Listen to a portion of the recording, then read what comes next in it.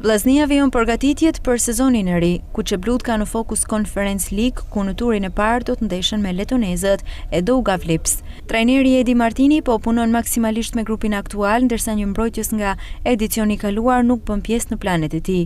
Kështu qendërmbrojtësi shkodran Serjan Repaj, që u afrua në repartin defensiv në merkaton e janarit, nuk është në llogaritë e Martinit. Trajneri shkodran po ndërton ekipin e sezonit të ri dhe me sa duket futbollisti në fjalë nuk ka qenë brenda pritshmërive të trajnerit Martini. Nga sa mësohet, tashmë Repaj pritet të mbyll kontratën e tij me vllaznin dhe të vendoset në kërkim të një tjetër ekipi. Qendërmbrojtësi shkodran u afrua si futbollist i lirë në fillim të janarit të këtij viti. Megjithatë, duke mos qenë në planet e trajnerit Martini, është vendosur që palët të ndërprejnë kontratën. Në ditët në vazhdim, Repaj dhe klubi pritet të zyrtarizojnë këtë largim. Tashmë mbrojtësi e mbyll këtu pas vetëm 6 muajsh me Kuçeblut.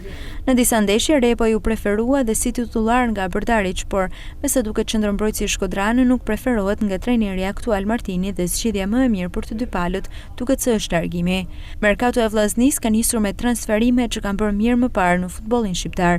Arsit Kruja, Aleksandar Kuros, Esin Hakaj po punojnë me grupin aktual dhe janë të gatshëm për Conference League.